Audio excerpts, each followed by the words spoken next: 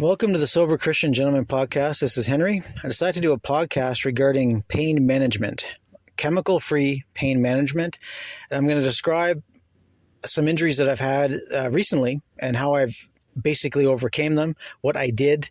And this is kind of a full spectrum kind of podcast, and that I'm all over the place. I'm describing many different things, but it's just coming to my mind as I'm doing this podcast. These podcasts are basically... I have an idea, and I think it might be helpful to other people to basically consider this idea, consider this information, and I explain what I do so that you can consider how I do things. Either you do it too, or you don't do it, whatever. Either way, you actually have it to think about and to go check it out for yourself. So I thought it'd be important to actually create a podcast on chemical-free pain management, because not only am I sober, where I don't drink alcohol, I don't take any drugs, but I don't even take prescription drugs at all, and I don't take any pain medication unless it's absolutely necessary. And there's been rare times in life that I've had to do that. And I think I've described in previous podcasts where I had a deadlifting incident a few years ago where I actually tore my insides up in a way that was crazy, where I was basically pushing myself past a certain point in deadlifting, where I was trying to get to this 300-pound deadlift, and I was trying to move there a little bit faster than I should. And I ended up doing the deadlift, five reps at 300 pounds, but I tore my insides up in that I had a tear on the muscle on the inside of you. And it basically, I was out of commission for days where I could not sleep. I was really messed up. I was twitching and everything. I did everything I could to do non-medication healing, hot and cold treatment, all kinds of stuff. And finally, I took some extra strength Tylenol, I think, and that was enough to actually stop the twitching that I had that was keeping me awake, and I was able to sleep. And I finally fell asleep, and I slept for like 20 hours straight. I woke up, and from that point on, I was able to actually sleep again. So I was over the super injury cycle. And then, being a bit of an idiot, the next week I did the same thing again. A friend of mine challenged me, nah, it's no big deal. You can do it again. So I did the 300-pound deadlift again, and I just ripped my stomach inside again, the same spot. So it took me a few more days to get over that. So anyways,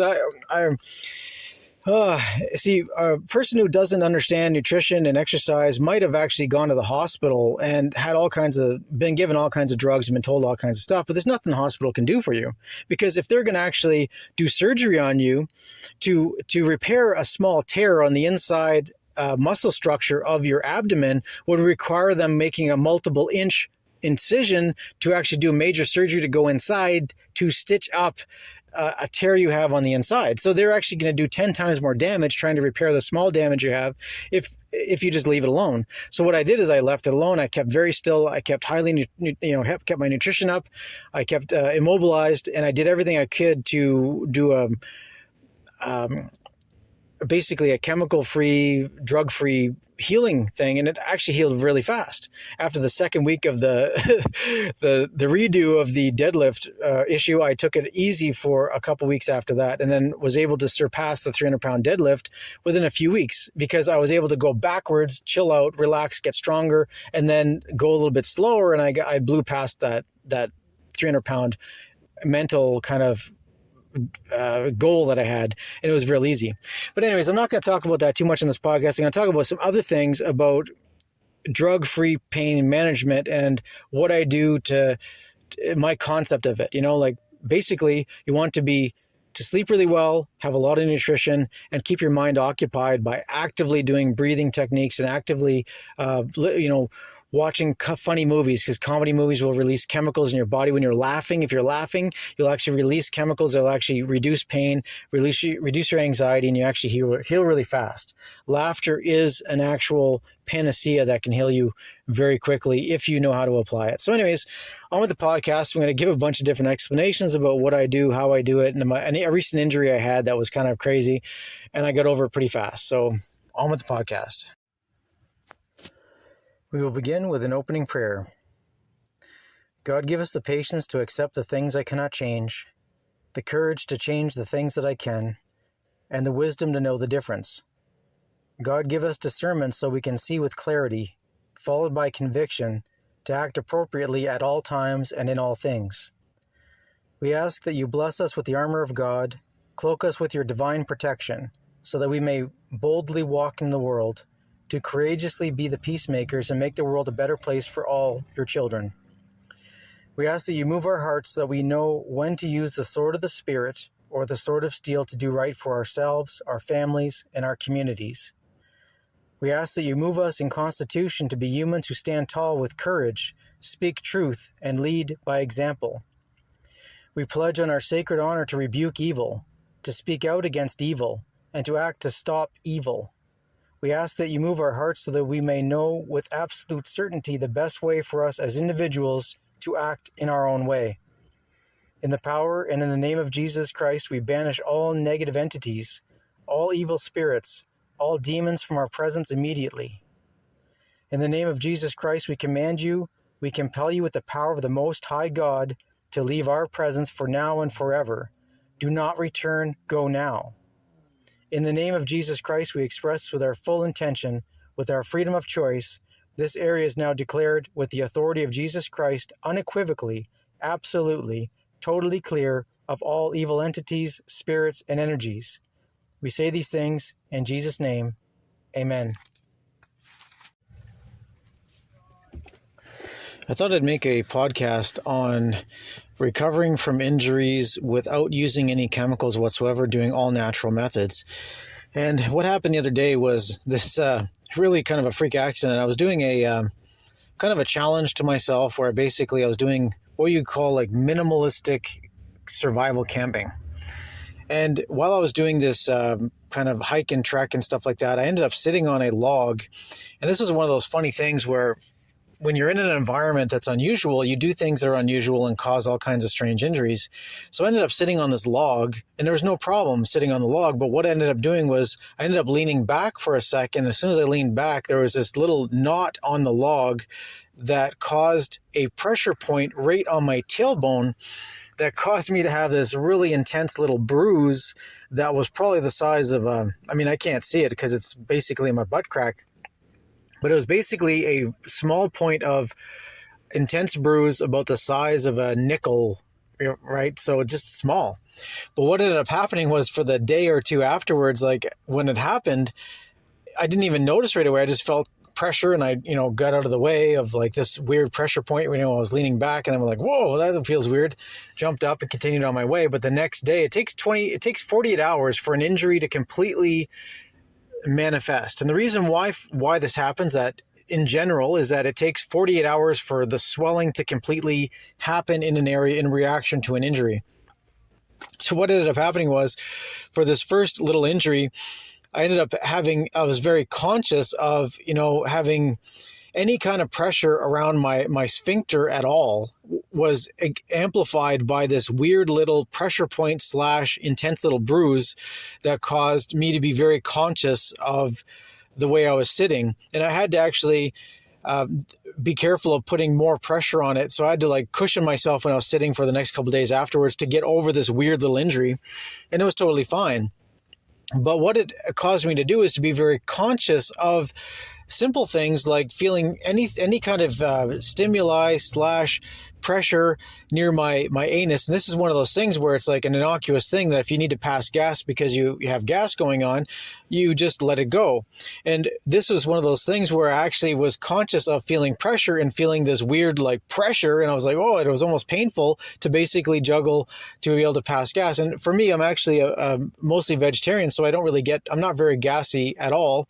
And one of the benefits of eating a highly vegetarian diet is there's basically no foul smell from passing gas. It's just air without a foul smell because my digestive system's working really good. I have really good gut flora, and I'm really healthy in that way. I know it's kind of a weird thing to say. Most people don't talk about this, but I'm going to say that this is the side effect or benefit of having mostly a vegetarian organic diet, and I'm very chemical free. So because of that, I don't release much toxins in my waste channel, which would be my bowel movements. So there's really not much smell there for the most part. And so anyways, I was actually conscious of this weird little wound. Now, why this matters is that a few days later, I got a second wound that this first wound caused me to realize what happened to the second wound. That's why I'm actually talking about this. Otherwise, it'd be a non-event. It would be nothing to talk about. So a few days later, I ended up going on this hike, doing this like another version of this limited, minimal survival style hiking where you basically have the very few things as possible to appreciate when you actually are properly equipped. And if you go out with the minimal equipment to do a bare bones minimalistic hiking camping experience, you'll really appreciate when you have other things with you that's your proper kit. And the only way to test your kit is to actually go without it sometimes to appreciate what you actually have. So normally if I'm going for a hike, I'll actually have a ground sheet with me where you roll it out, inflate it, and it just gives this layer of air on the ground that you can put a sleeping bag directly on it, or you can have a tent and you put this. You put like a ground sheet and then a tent over the ground sheet. Then you put this under layer underneath the sleeping bag that gives you a little bit area of cushion that makes sleeping much more comfortable. It also keeps the air temperature difference. So like if the ground is cold, you'll have an air gap between you and your sleeping bag that's warm. So you keep your warmth in overnight a lot better. So I really enjoy these air mattresses that you unroll. They compact really nice. It almost looks like a yoga bag before you unroll it. You unroll it, air inflates itself usually. You just cap the little plug and you're good to go. And I really enjoy using these because it gives you a really good night's sleep. It gives you a little bit of a cushion so you don't get these weird injuries. So why this matters is that on this particular survival/minimum surviving camping experience where I was testing myself, I ended up sleeping in an area that was unusual. I basically did not put down a ground mat, and I basically was sleeping with my regular clothes on, not even in a bag or anything. I just slept on the ground. Now, when you're sleeping on the ground like this, there's a lot of things to consider. Normally, you'd put down a vapor barrier so that you're not actually uptaking or wicking the water from the ground and getting soaking wet overnight. There's a bunch of things going on, but this time I just decided I was going to do this weird, extreme thing, and I paid the price for it because what I learned from it was I ended up sleeping on the spot that I thought was generally soft, right? It was like lots of needles from the evergreen trees. There was lots of dead needles on the ground. So it was actually pretty cushy. It was a lot of humus. So the ground was not full of rocks. It wasn't really, really hard. And what ended up happening was I fell asleep in a spot that I thought was actually pretty cushy. And then I ended up waking up the next day and I had this weird kind of tension in my hip and I couldn't place it. I was trying to figure out what is this weird tension? I was really stiff and I was moving kind of odd. My body was giving me some feedback that there was something wrong here and I couldn't quite put my finger on it. Like as in I couldn't tell what was really wrong. I felt some soreness, but there was nothing really there. I didn't have a physical bruise that I could see. I was inspecting my body to see, like, did I bump into something? Did I get stung in the night by an insect, or what was going on here, right? And anyways, I went around and I did a bunch of things, a bunch of activities that day, doing this and that, experimenting with this and that, trying some different equipment out. And what ended up happening was I ended up sleeping back in the same spot. And this is where I came to realize what actually happened, because I made my injury twice as bad. I slept in the same spot because I thought, hey, this is a good spot to be, so why not do it again? And what ended up happening was I woke up in the middle of the night with this weird pain on my hip, and I was like, what is this pain? Like, what is going on here? So I rolled over on my other side, and I didn't really feel it. Again, it like went away, and I started to go to sleep, and then I laid on my back and I was fine. Then I rolled back over on my left side, and then bang, I started feeling this pain again. And the pain went from like if you're a scale of 1 to 10, it went from so 1 being the least and 10 being the worst. It started off with like a 1, and then 2, and then a 3, and then a 4, and it just kept climbing and getting more and more of my attention. I was like, what is going on? This is weird. And I roll back on my back and it goes away. And I'm thinking, this is weird. So anyways, I started feeling around on the ground. And what ended up happening is in this pile of, what you'd equivalent to a bunch of needles and stuff, there was a root. There was a tree root that happened to be just in this one little spot that, when I was laying on my back, I couldn't feel it because it was kind of in the hollow of my back, and the way my body's built, I'm generally muscular with a low body fat percentage, but I have enough body fat that it gives me a little bit of a cushion. And it just happened that when I laid on my back or my right side, I didn't have any kind of experience at all. But when I laid on my left side, this is where the pressure of the tree root, that was basically the thickness of a pencil. It wasn't very big at all, but when I laid on my side, on my left side, the way the hip bone was, it basically, if I had moved up a foot or moved down a foot, I wouldn't have even noticed it. But it just so happened that by this grand coincidence, I laid in this one spot. When I turned on my side, on my left side, the way your leg is made, right? You have the bone from your thigh comes up and then takes a 90-degree turn, and then there's a ball that fits into your hip joint, and that's where everything kind of connects in with all the different connective tissue, and the muscles are all holding stuff together. And the high point on your hip is right where the top of your thigh bone takes a 90-degree turn into this knuckle or around hip joint. And anyways, that was the peak point where it was bone, there's bone there, so there's no cushion, or it's like the least amount of cushion because it was the bone. And what ended up happening is I was laying on my side, the root that was no thicker than, basically a little bit thicker than a pencil, happened to actually be putting a pressure point, almost like an acupressure point, right on the edge of my hip bone, right where it connects to, the edge of my thigh bone, right where it connects to my hip. And it was like a grand coincidence that this happened. That if I had just been to the left a foot, to the right a foot, up a foot, down a foot, it wouldn't have happened. But because I was there 2 days in a row and I actually compounded the injury in the second day, I realized what it was when I started feeling the actual pain. Then I found out what the actual source was. And I thought, wow, this is weird, but it's uncomfortable, but not really a big deal. But at least I realized what the problem was, so I did not do it again. Now, as I started hiking that day, I started to slow down, as in my body was sending me all these weird signals of like, you can't do what you normally do. There's something off here. And because of hours to really manifest injuries, by day 2 after this event, I could not walk properly. It was to the point where I could not stand on my left leg without my knees buckling.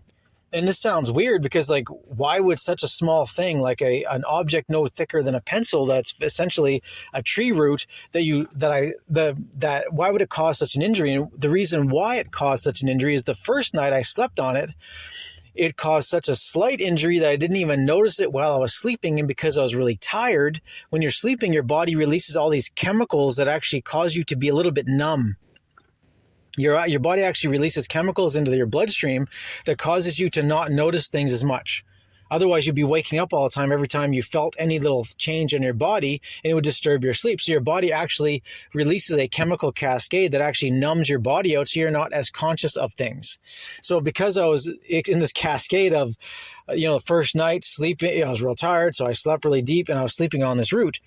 And it caused like a deep bruise in a way that was very odd. And then the next night is when I really doubled it up. So instead of having just one bruise, I rebruised the bruise, which doubled the damage. And the second night, though, my body knew something was wrong, and there was enough level of pain. I was in this level of pain where I was actually conscious enough to move off the source of pain, and to not injure myself even more. This is the point of pain. Pain is a signal from your body that something is off, something is wrong, something needs to be adjusted. And if you ignore pain signals, you will suffer the consequences. But there's ways to actually help get over pain once you know it, because once you're aware of what's going on and you basically tell your body, I'm aware, thank you for telling me, I'm going to take care of it, your body will actually settle down in a lot of ways. Like, we're in this really fascinating thing called our earth suit that is a body that is made up of not just us and our material, but we have a macrocosm of a macro symbiote. We have multiple different organisms that are all living within us and on us that are beneficial. See, symbiotes are organisms that actually contribute to your overall health. On the opposite side of that is what's called a parasite. A parasite deteriorates your health as it steals your vitality and nutrition and all that stuff. A symbiote actually gives you benefit. We have mitochondria in our cells. Our mitochondria are symbiotes. They actually give us energy.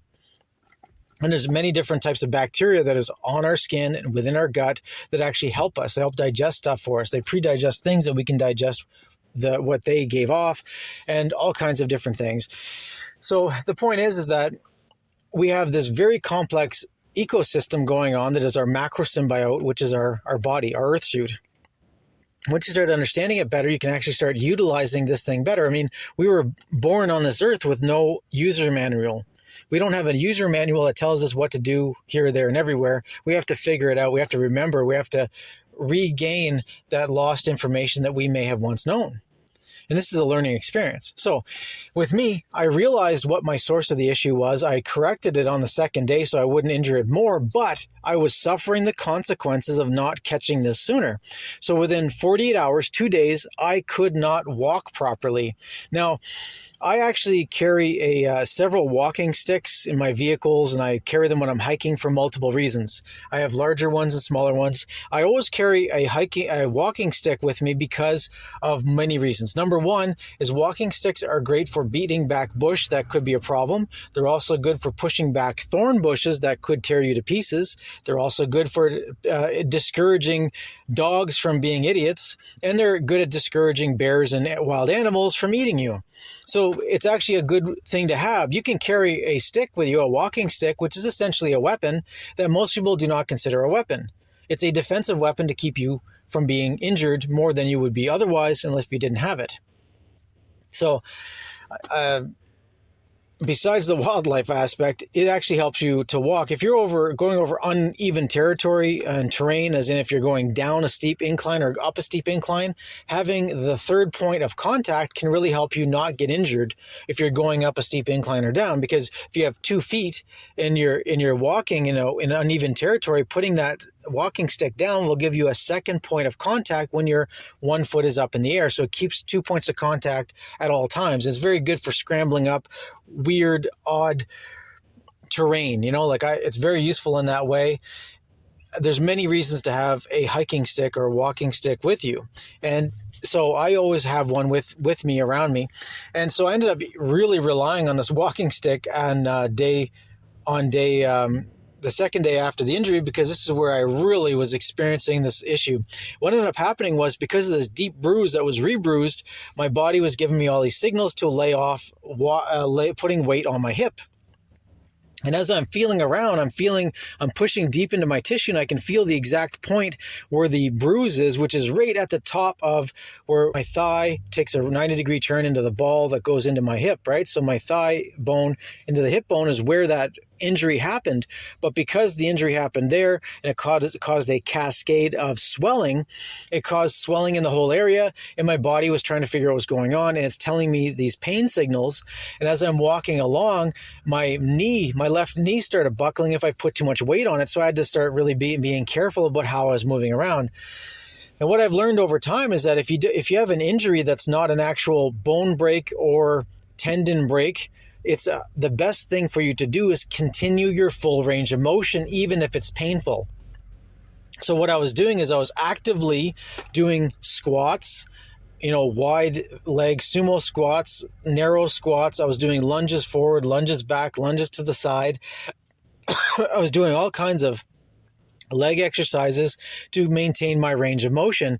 And as this thing escalated to the peak point of maximum pain, I started really having a hard time walking. I was walking. It looked like I had a false leg or a peg leg the way I was moving, because I wasn't able to fully extend my left leg without my knees buckling. And this is one of those things that it's a nervous reaction. Your nervous system will actually do things that you do not intend to do when your body's trying to protect itself from your own stupidity, because your body knows that your mind can do things that could damage it, and it's trying to help you not cause further damage. So you're in this wrestling mode.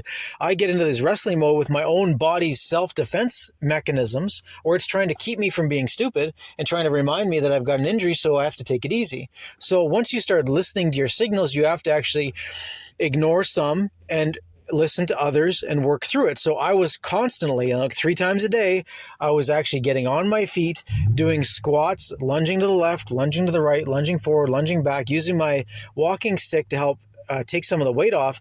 When I was at the peak point of maximum pain, once I started putting the weight on the left leg, my knees started to buckle, and that's where having the walking stick was really great for alleviating a percentage of my weight, so that I didn't actually fall to the ground or actually, land some weird way. I was actually able to put percentages of my body weight by using my arms to hold up a percentage of my legs, my weight of my body, instead of my leg taking the whole thing. And as I'm moving through this process, I'm in excruciating pain, but at the same time, I'm continuing to exercise. And the thing is, as a man, the way to release a lot of healing chemicals and chemistry in your system is to do squats. When you actually squat down with your legs are a large percentage of your body mass in muscle percentage. And what ends up happening is, if you can do squats, you end up releasing all these chemicals of testosterone and human growth hormone and stem cells and things that are your body's wanting to heal itself. So it wants to get better and it wants to self-correct. So what ends up happening is, by doing squats as a man, it releases these chemicals. And in that bouquet of chemicals is also pain-killing chemicals.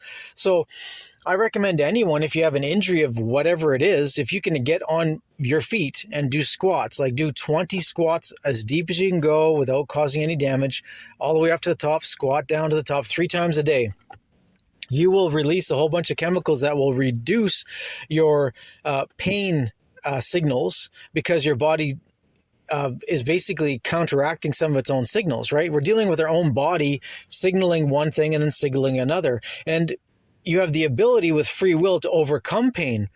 And this is one of those things where once you're actually injured, you realize how difficult it is to summon the will to work through a painful experience. And this is one of those things where I had to actually summon the will to will myself to keep moving and not just lay down for a few days. Because if I laid down for a few days, yes, I could have healed, but I would not have healed as fast, and I may have healed in a weird way. And this is where some people actually develop a psychosomatic limp over time with an injury, where they actually will have an injury, they will develop a limp as they're overcoming the pain of walking in a particular way with the injury. Once the injury is completely healed, they actually train themselves to walk with a limp.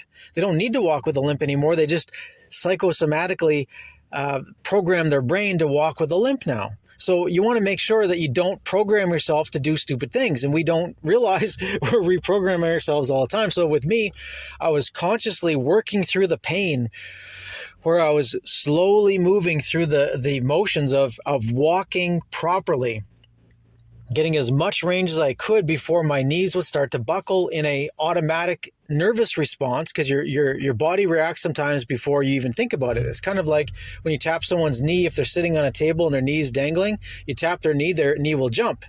That's a nervous reaction. They didn't think of jumping their knee just jumped. And there's other things that happen as well. Like if you actually damage your tendons in parts of your body, your knees will buckle. You will drop to the ground without thinking about it, and you can't stop it, because this is a automatic reaction. That's why I have this whole other podcast where I explain how joint breaking works. Anyone can learn the concept of joint breaking very simply. I explained it in my podcast at length so that you can understand how to defend yourself against opponents of yours who may overpower you physically. They may be much larger than you, and they are physically bigger than you. They might be physically stronger than you. They might be more trained mentally, as in they know how to combat, they know how to fight, they know how to box, kickbox, they know how to grapple. It doesn't matter if they know all that stuff. If you know joint breaking, you can take that person down on the ground and they're eliminated as a threat to you.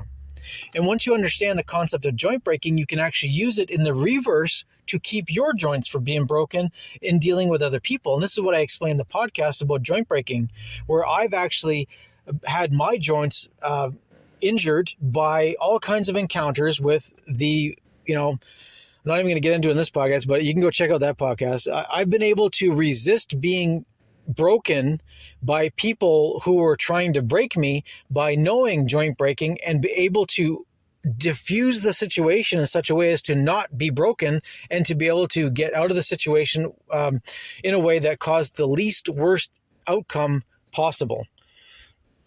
And I use that term specifically, least worst, because there was no getting out in a good way. It was all bad. It's just that which option of bad are you going to choose? And I chose the least worst option, which meant that I was going to be broken as little as possible. And because of that, I was able to heal properly, because I had the stupid assumption that people would act a certain way in certain circumstances, and I was proven wrong.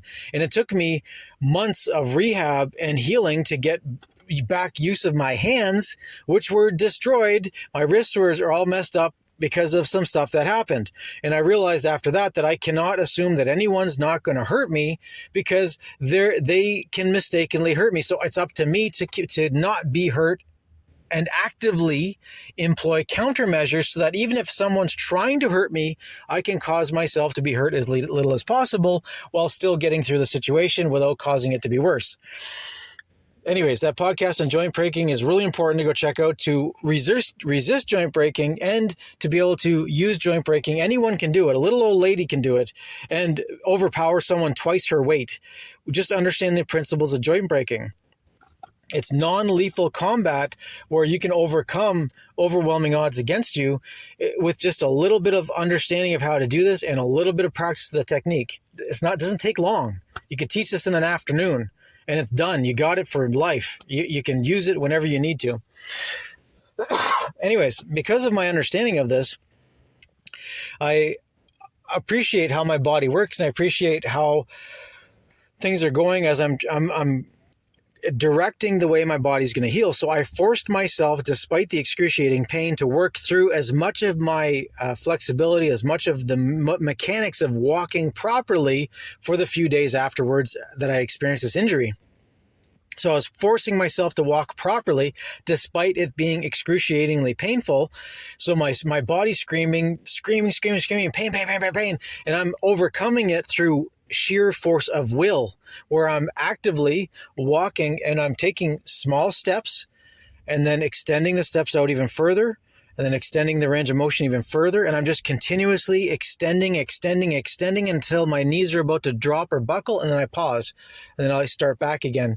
And I'll keep extending until I get through my full range of motion. And it's painful, but I'm working through it anyway. So as I'm working through this process, I'm keeping my range of motion as much as possible. I'm exercising 3 times a day to try to extend my range of motion and to overcome this process of overcoming the injury and dealing with pain. Now, what's important is when you're healing from an injury, you need to sleep really well, because you heal the most when you're sleeping.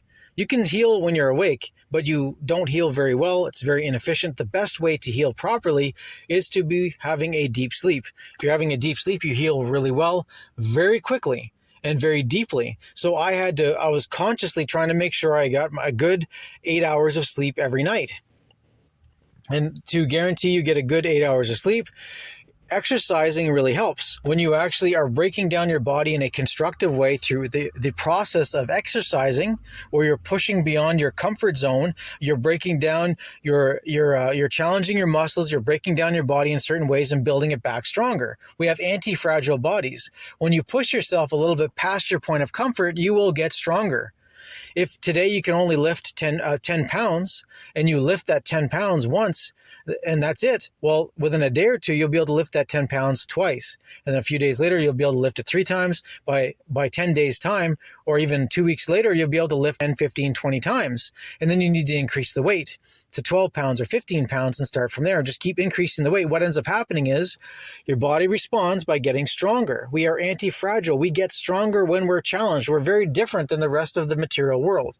The rest of the material world that is made by man, which is cast material, constructed material, they break down over time. They wear out, they break. We don't do that. We do the opposite. We get stronger. We get faster. We get more resilient. We are anti-fragile. It's a fascinating, wonderful thing to be, being human, with this gift that God gave us, which is these anti-fragile bodies.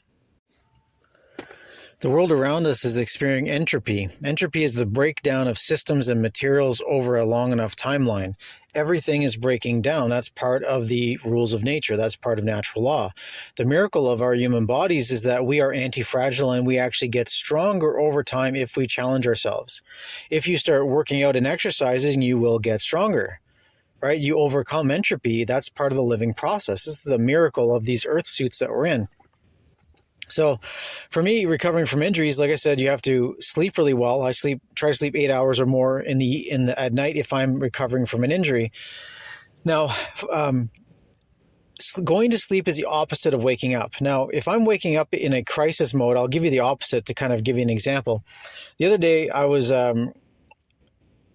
had a crazy experience where I was traveling and I was actually sleeping in my car, and I woke up to someone trying to steal something off my roof, right? So I had some objects on my roof that were strapped down by ratchet straps, and it's strapped down in a way that looks like I'm just moving around some stuff and no one really knows what I'm doing. And the thing is that there's a danger that because these are ratchet strapped down, that someone could take off the ratchet straps and take the thing I had and be gone. But I always kept someone in the car so no one would just be able to come and waltz away with the stuff. The other danger was that at night when if anyone was around the thing, someone always had to be in the vehicle if the stuff was still on the roof. So I was actually sleeping in the vehicle when this event happened. And basically I woke up to hearing this weird sound. And the weird sound was one of these things where I didn't know at first what it was. It could have been a bird on the roof. It could have been a squirrel. It could have been a raccoon or something messing around, because I've heard lots of different sounds coming from different areas of my car from different things. So I actually woke up hearing this sound, and I was trying to figure out what it was in my mind, like I'm half asleep. This happened at just before daybreak. So this is, I was in total REM sleep when I woke up to this sound. And I'm trying to process what it is. And I have a way of, like, when I'm waking up and I'm trying to process stuff, I'm trying to wake up fast. I have this trick. And the trick to wake up fast, to get out of dream state into the logic, decision-making, active reality of the world, is to start doing math in my head.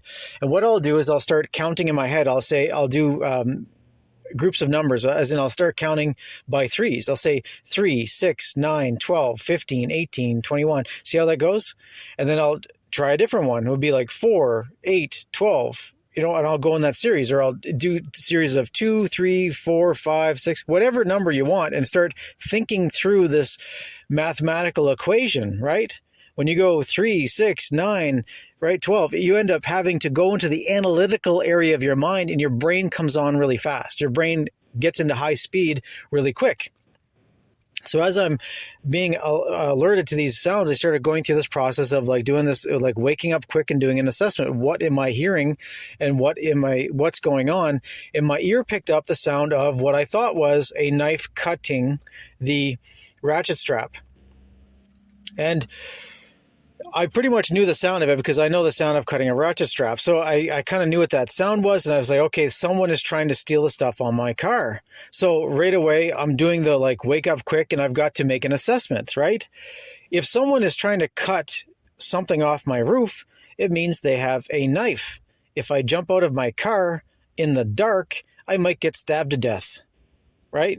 This is like a logical equation of like, okay, am I in how much danger am I in? So in my quick thinking of just like, how do I deal with this? I right away yelled, hey, Hey, right? Hey, I yelled that top of my lungs. And then I opened the door and I yelled, hey, again. And what ended up happening was, because I woke up and I have this habit of like, when I wake up, I try to wake up quick, right? I try to get my brain going because I'm, to deal with the real world, I've got sleep mode and I got a wake up mode. And because I yelled, hey, it's real easy for your voice to make that. You could be a small woman and you can yell, hey, really loud. And people have a hard time assessing where it's coming from. So right away, it's basically letting whoever is doing their thing know that someone's paying attention to them. When I opened my door, the light from my door illuminated a certain area and they didn't know what was going on. But what they did do was stop what they were doing. And as I turned out the door to like look to see what's going on, to assess like, do I close the door back up, or do I jump out, or do I grab something to deal with a weapon coming at me? Like I'm doing the assessment, right? This guy skitters away and I can see him from the light of the door. And the way he's moving, he's basically a drug zombie, right? He's bent in half, really stand up straight, and he's just shuffling around and he's trying to assess what's going on. He's trying to figure out what I am. Am I going to attack him, right? Because these guys who are the street people, these drug people, they're living on a day-to-day thing, mostly not knowing what's going on. And when they do know what's going on, they're dealing with all kinds of threats, other people robbing them, beating them, stealing their drugs, whatever. So I'm watching this guy and right away I know that, okay, it's not going to do me any good to basically run up to him, because if I do, I know he's got a knife. He just cut my roof straps. So I could get stabbed to death or get into a knife fight. That's not going to be good for anybody. So I just basically yelled at him, get out of here. Hey, get out of here, right? At the top of my voice. And I've got a pretty good voice when I want to have one. And it scared the bejesus out of him, right? His eyes are open up, he's skittering around, and he's basically trying to get out of there and wondering if I'm going to chase him down, which I did not do. At this point, my mind, as it's racing, I know that, okay, I avoided getting into a knife fight with this guy. And it's not going to help to chase him down, because even if I chased him down, knocked him out, or held him, what's going to be the benefit of it? What do I do? Call the police and hand them off? I don't want to get in any of that nonsense. He's just going to be released anyway. The cops don't hold these people for anything they do. There's guys who have been released like 40 times for doing all kinds of nonsense, and they're just released again and released again and released again because there's no room for these people. They're just released because there's no point. So there's no point in me going to chase them down, because what am I going to do? I can't have my straps magically fixed. I can't, physically getting in a confrontation doesn't make my life any better.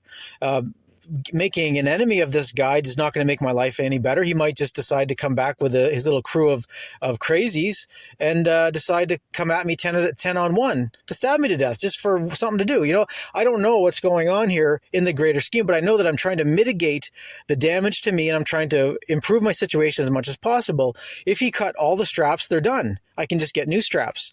It's no big deal. It's just a matter of replacing the material that's there. So anyways, I get my flashlight out. I go to the back of the car and I'm looking around. I see, okay, yeah, he actually cut 2 of the 4 straps. And the thing is, he cut them at a place that would be logical to cut if you're a drugged out lunatic and don't know what you're doing, where he's just basically trying to cut them and take the stuff off the roof. But he didn't realize that the stuff on the roof's pretty heavy and he couldn't lift it anyway, because he just doesn't have the strength. This little skinny drugged out guy cannot lift this thing off the roof. I can, because I'm not that. I'm actually a guy who actually has a lot of strength, and I'm able to throw stuff around.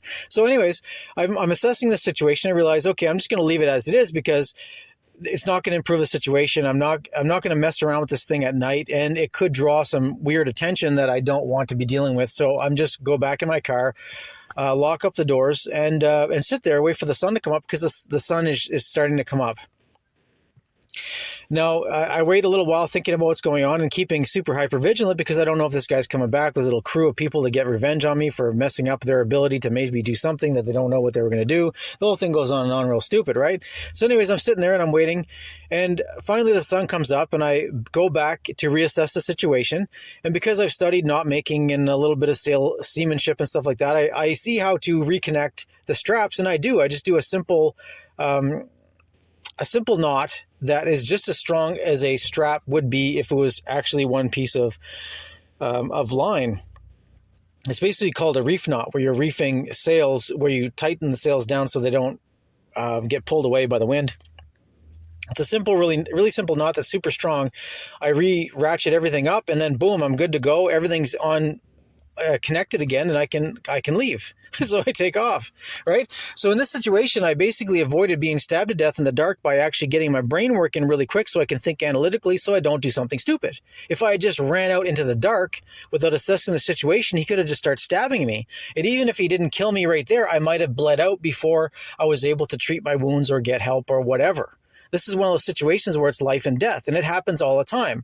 It can happen to you any second. You don't know what's going to happen. You can't plan for it.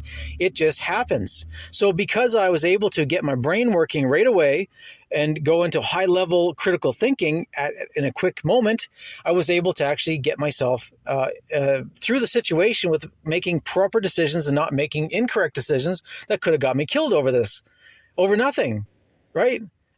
I mean, even if he cut the straps in a different spot, I have replacement ratchet straps anyways. I would have just replaced them. So there's no reason to die over this thing, and there's no reason to get into a knife fight with a crazy drug addict, and there's no reason to even physically getting into an altercation with the guy. This is the kind of people you can't reason with, you can't talk to, there's no benefit from putting yourself in a dangerous situation. There's no upside to it. So it all worked out really well because I basically was able to wake up to some sounds that I recognized what they were and got my brain thinking clearly to be able to as fast as possible to mitigate the situation. If I had waited any longer, more straps would have been cut. If I basically waited any longer past that, he might have tried to drag the stuff off the roof, which could have caused all kinds of damage falling off my car. It would have broke all kinds of stuff. These are heavy items. So it's one of these situations where when you know how to wake up fast, you know how to actually go to sleep fast as well. So I know that's a story that's kind of out of the blue, but that's an example of how when you need to wake up fast and you're in this habit of waking up using mathematics, which works for me. I don't know if it's going to work for you. You can try it, but that's how I get my analytical mind thinking and analytical mind be able to make decisions in the real world rather than being stuck in that half dreamy sleep state. Because when you're in the half dreamy sleep state, you can be making all kinds of conclusions that are based on faulty reasoning, faulty thinking, fantastical things. You're out of the dream state into reality, and you got to come online as fast as possible. So the reverse, when you're trying to go to sleep, is for me, the trick I do is I basically I lay flat and I relax my arms so there's no tension on anything, and I breathe through my nose only. I close my lips and I consciously breathe through only my nose. Nasal breathing is the trick to falling asleep very easily. Why? Because when you're breathing slow and steady, you're in a relaxed state. When you breathe slow and steady, nice and deep, releasing it out nice and slow, in nice and slow, you get into this relaxing cycle of getting the oxygen going. Your brain's working in a relaxed state. Your blood pressure starts going down. Your pulse starts slowing down. Everything becomes into a really relaxed state. And what happens is I think in a way that I'm relaxing my body. I'm consciously relaxing my body. And I'll go through a thing where I'll relax my toes. I'll relax my feet. I'll relax the tension in my ankles, my calves, my knees, my thighs. I'll go from my head to my toe and my toe to my head. And I'll just start relaxing all the muscle groups one at a time in a cycle up and down until everything is relaxed. And then once everything is consciously relaxed and I'm sitting there and I'm breathing regularly through my nose, nasal breathing, relaxing, then I move into my thought processes. And what I found is that I'm able to fall asleep when I'm thinking about a problem that I'm trying to find a solution to that requires a lot of mental energy, not a casual thing. It's not remembering the color of someone's clothes or something in some movie I saw. That's not what's going to do it. What'll do it is if you're working on a problem that's actually in the tangible world where you're trying to figure something out, where you're using your your creative aspect of your mind rather than the analytical. Like I don't, like some people fall asleep counting backwards or counting forward. I don't find that helps me fall asleep. I fall asleep going into the creative mind, not the analytical mind. So I wake up analytically, but I go to sleep creatively. So what I'll do is I'll start working on a problem that I'm trying to find a solution to in a creative way. I'll be imagining in my mind a scene where I'm trying to figure out a way. Say I'm laying out a garden, and in my mind I'm looking at the garden, and I'm thinking, where do the carrots need to go? Where should the potatoes go? Where should the apple trees go? And I'll start laying out from a particular territory of like where the stuff needs to go, where's the sun going to be, and I'll start visualizing an entire garden in a particular plot of land, as an example, and where everything needs to go, thinking of permaculture rules of combining things together, what needs more sun, what needs more shade, what needs more water, like this kind of thing, where I'll actually be creatively putting something together that's a tangible problem that I can visualize and work through in a creative way. And when I start working on problems like this, I just drift right off to sleep because my mind is not thinking analytically, it's thinking creatively. And in the creative space, I just drift off into creative dream time. And I just go to sleep very easy. Like my head's on the pillow when I'm sleeping. I go to sleep fast because I go through this process of relaxing, and because I'm generally active, I've already had some sort of exercise. I'm generally really well. I eat really well, so I'm nutritionally dense. As in, I've got lots of food going on. I've got lots of energy, and I basically just drift off to sleep. And then when I wake up, if I wake up in the middle of the night because I'm hearing sounds or some sort of threat assessment, or I'm just waking up because of proximity, I go through like, okay, what's going on? Do I need to wake up? What's going on? And then, okay, I'm going to go back to sleep. It's nothing. I've had all kinds of weird experiences that have taught me that I generally don't wake up because of sounds. Usually it's a proximity thing. I've got a proximity alert built into me over years of having weird experiences that caused me to be that way. I can hear all kinds of sounds and fall right to sleep, no problem. But if there's somebody physically getting into proximity of me within my 6 foot, 10 foot distance of me, of my center, my heart chakra, I can actually sense a presence there, and that will wake me up from sleep. It's just the way I'm hardwired. So this is the trick I use to wake up and the trick to go to sleep for healing, right? If you're healing from an injury or healing from just a good exercise, this is what I actually go to sleep.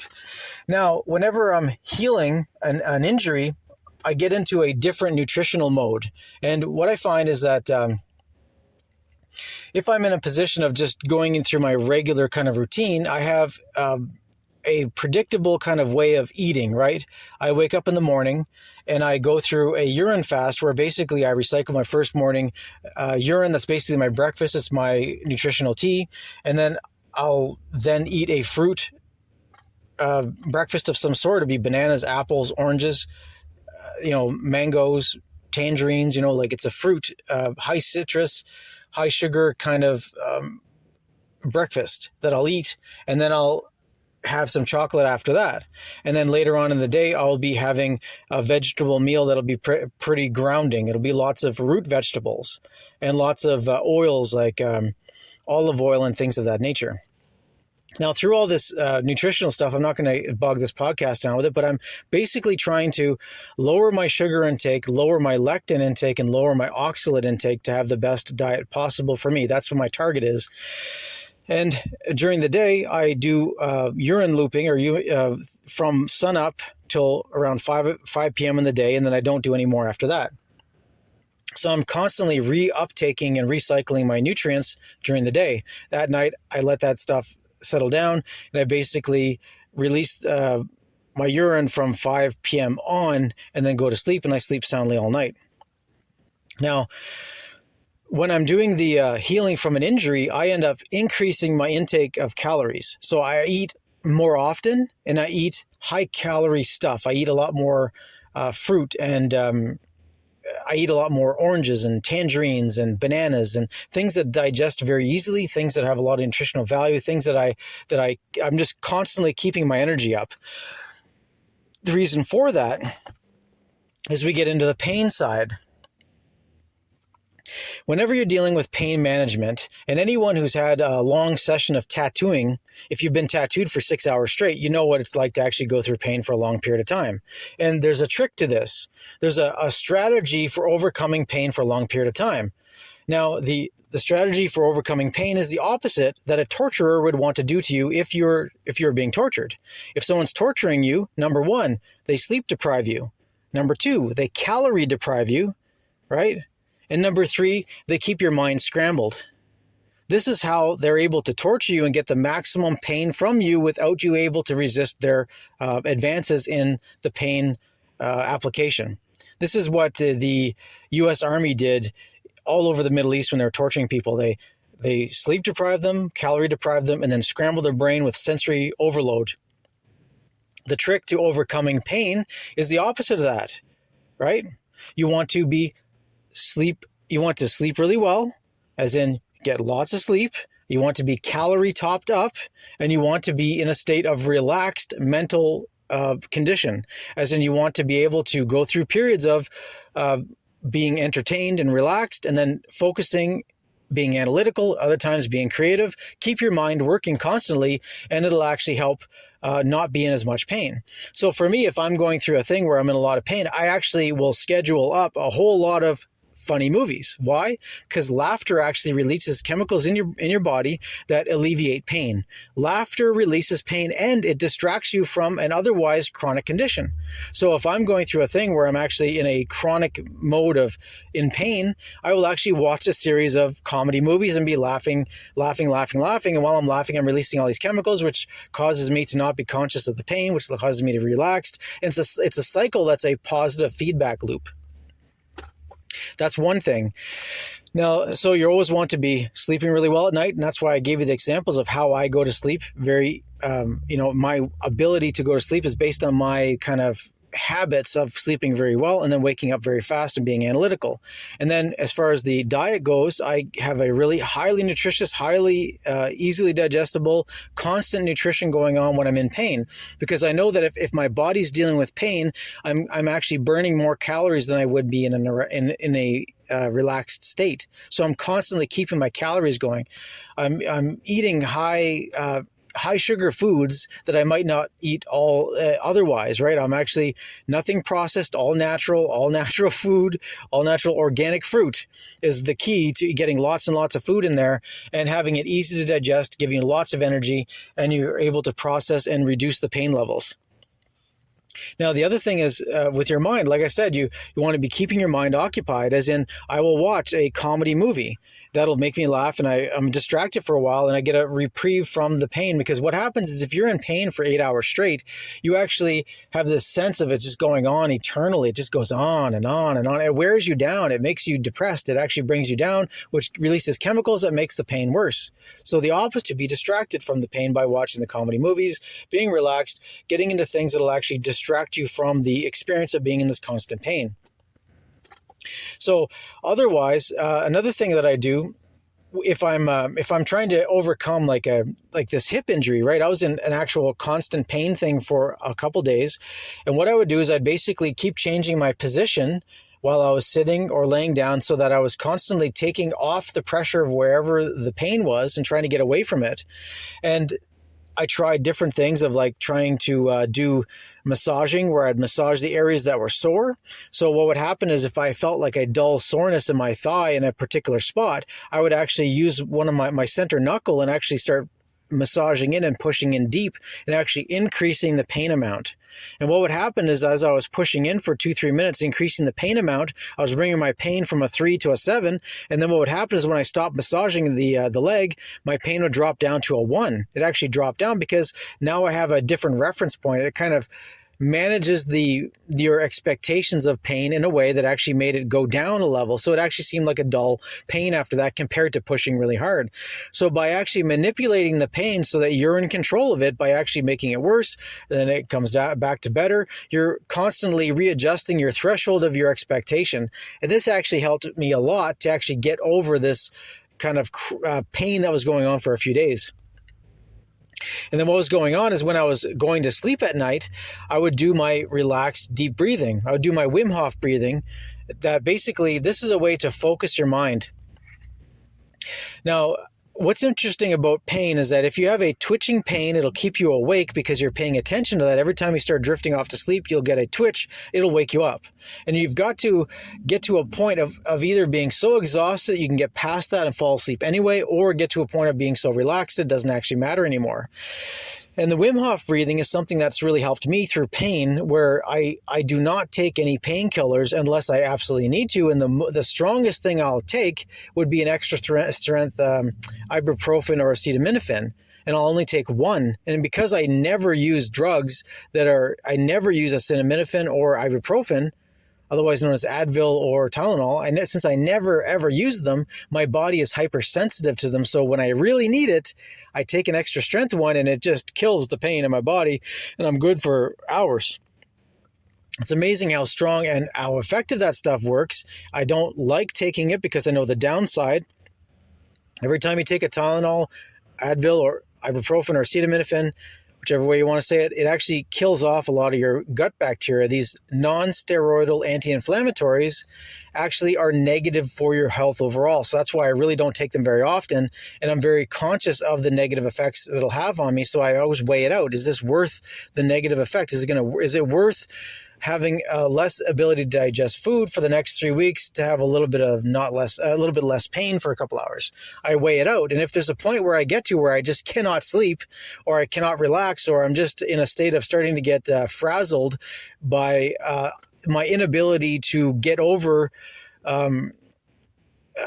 this cycle I'm in, then I might take a extra strength acetaminophen or ibuprofen as a last resort. But generally, I don't actually take them at all. I only take them once a year is usually the cycle I'm in now. I only take them once a year when I'm having some crazy thing. And I didn't even need to take it the other day when I was having this crazy hip thing that I could barely walk. I looked like a guy with a peg leg. I mean, it was crazy. And the amount of pain I was in was astronomical. But anyways, as I'm going to sleep, I'm actually thinking about doing the Wim Hof breathing. Wim Hof breathing is all about increasing the oxygen level in your blood, which also increases the carbon dioxide level in your blood. And it's a complex ratio where basically instead of being a 2-to-1 ratio, it becomes a 3-to-2 ratio, which actually increases the carbon dioxide, but increases the uptake of oxygen in your system, which also causes a displacement of other chemicals in your system, and you actually reduce the pain that you're experiencing. That's why people who are doing cold therapy, who do the Wim Hof breathing, actually experience less pain from cold. They experience less discomfort because their blood is carrying something different than the pain signals that they might be having otherwise. Now, the trick with Wim Hof breathing is you breathe only through your nose, and you breathe deeply, as in deeply in, deeply out. Deeply in, deeply out. You do that 30 times in a row. On the last 30 breath, when you breathe out, you pause and hold your breath for as long as you can. So hold it for 20 seconds, 50 seconds, a minute and a half, however long you can until you need to breathe. Then you just open up your nose and breathe in again and do another 30 breaths in and out, in and out. By the time you get to the 30, you're relaxed again. Your breathing is normal. You're not feeling out of breath. And then you do it again. You exhale completely, hold your breath, and then hold on as long as possible until you need to breathe again. And then you breathe again 30 cycles. And what will happen is once you get to about the 10th one of this, your body is so focused on maintaining this you're trying to do that you've forgotten about the pain you're in, because your body is not only flushed the pain signals from your blood, but it's also in this other mode that's basically thinking of like a survival mode, where you're actually in this other thing where you're hyper focused on doing this breathing technique, and you've forgotten about the pain that your body was telling you about a minute ago. See, pain is just a signal. It's a way for your body to tell you stop doing this or do more of that or pay attention to this. Because if you didn't have pain, you might die. Why? Because you might hurt your ankle, and instead of realizing there's pain there and you might have slightly damaged it, you'll keep walking on it until you destroy your ankle.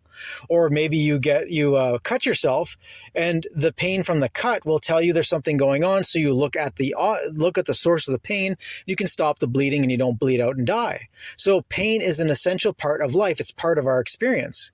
So it's important that it's there. It's just important to learn to control pain in an active way. And these techniques that I'm explaining are how I control pain, and I'm able to get over all kinds of injuries. I heal quickly. I actually heal with no drugs, and I can deal with a lot of pain. I mean, I've gone for 10-hour sessions being tattooed straight with no drugs. And this is just going through pain management techniques, like non-stop pain for 10 hours straight.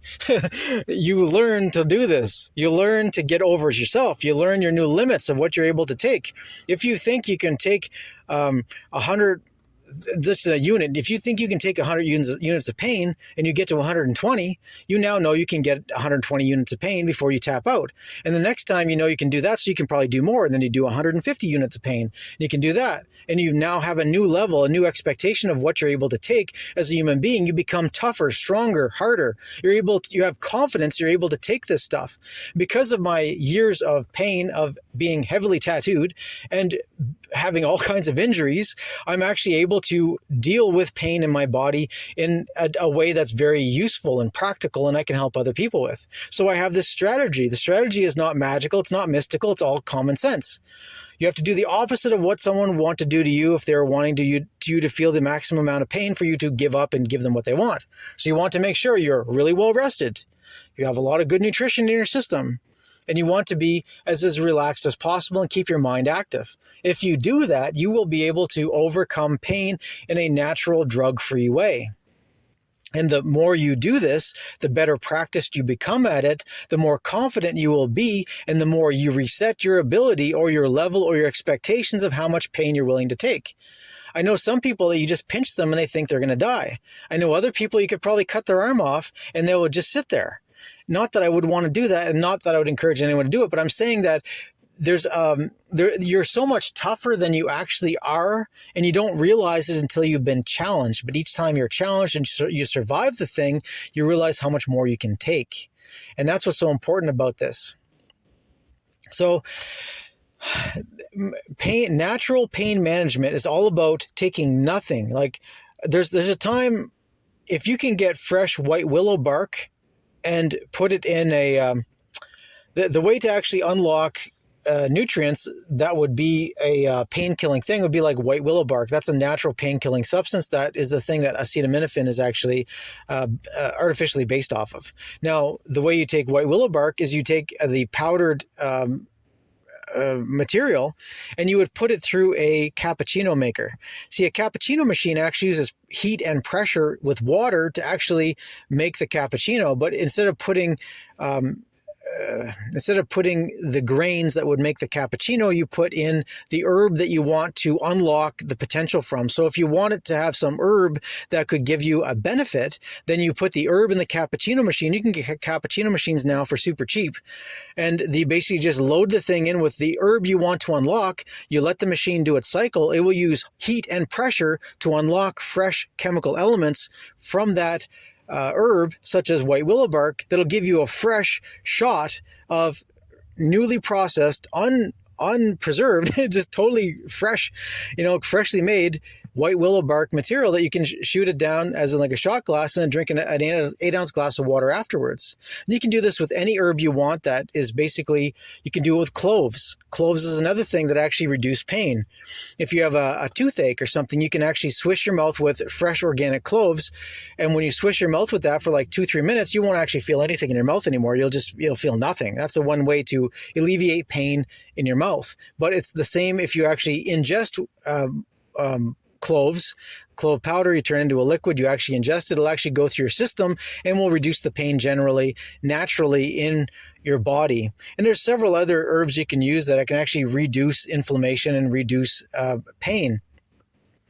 One thing that's really good is cayenne pepper. If you actually take cayenne pepper, put it a tablespoon on your mouth, drink an 8-ounce glass of water, the cayenne pepper will be ingested, absorbed, it'll actually go through your system.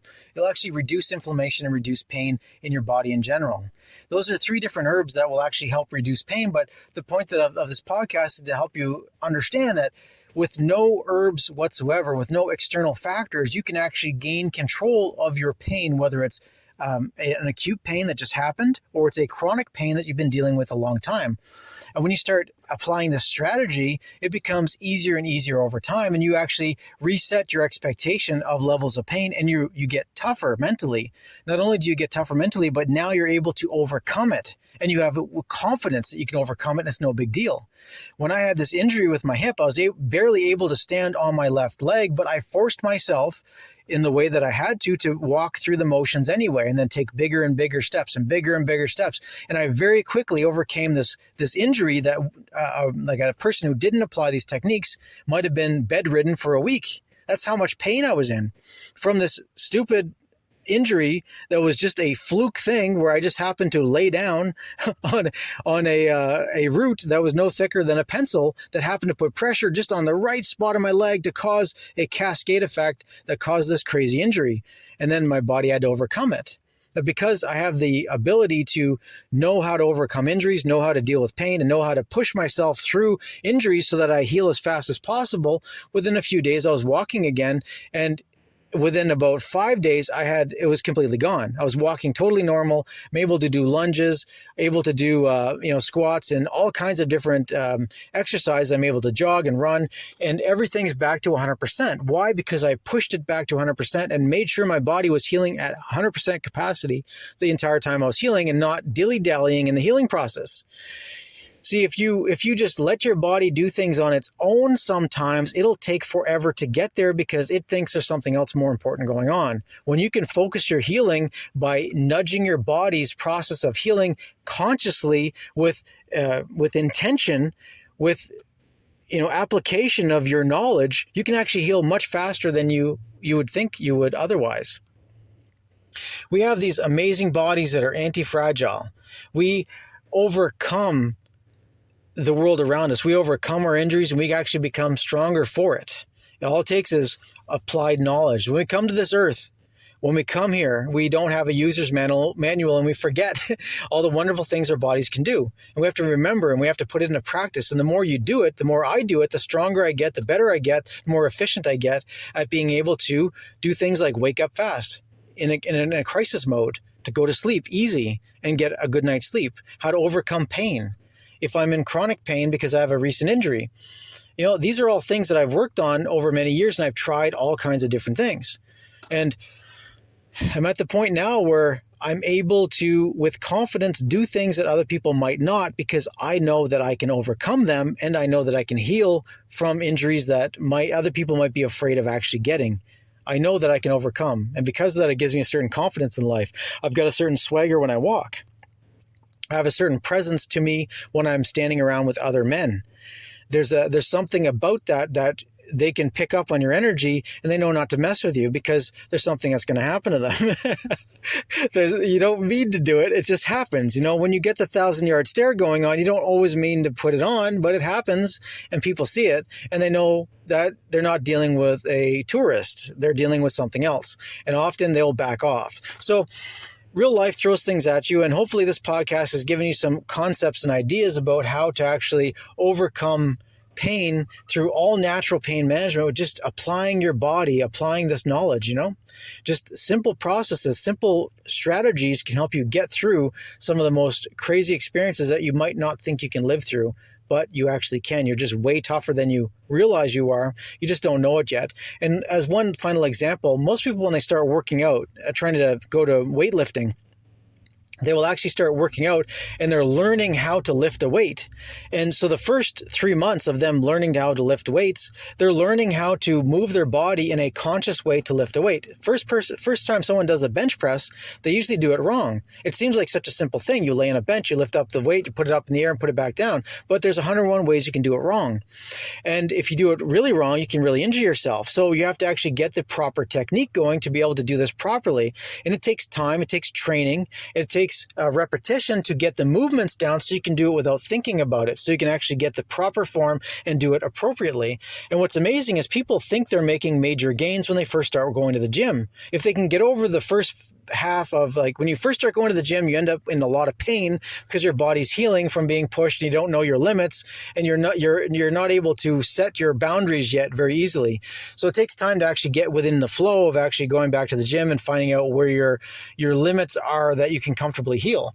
Most people make a mistake, overdo it, and they get into pain, and then they end up in pain for a week and stop going to the gym. They get out of habit and go back to the gym. But if you can get past that pain aspect and get into the rhythm of actually going to the gym and do it in a strategic way, you will actually find that you will make major gains in the first 3 months of working out. And why is that? You had the strength to lift the weight in the first place. You just did not have the coordination or the will to do it.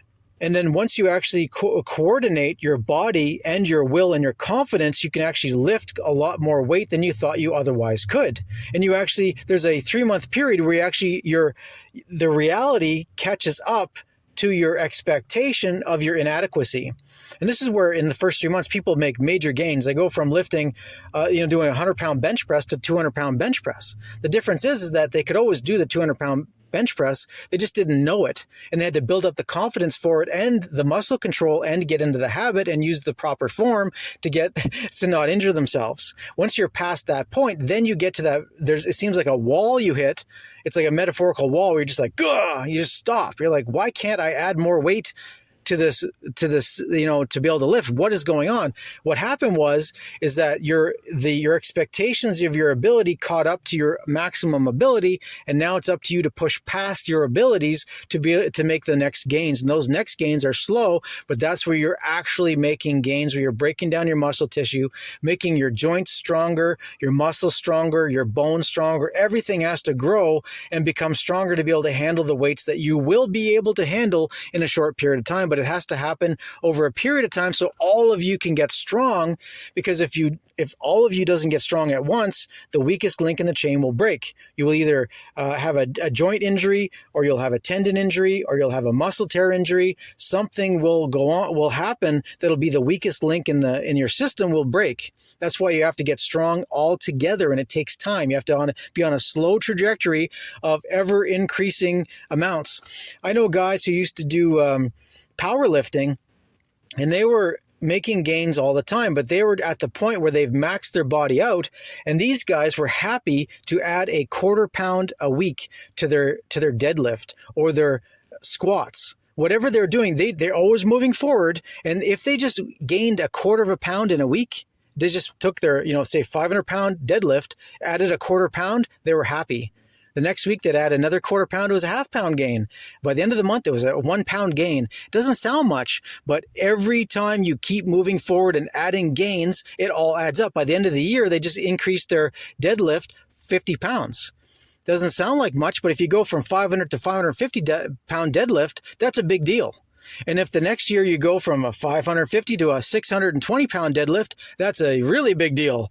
And these guys are all moving towards 1,000 pound deadlifts, because that's the basically competition level. If you can't deadlift 1,000 pounds, don't even bother. But they're all working towards that. They're making gains. They're getting strong. They're making their bones strong, their joints strong, their tendons strong, their muscles strong, their mind is strong.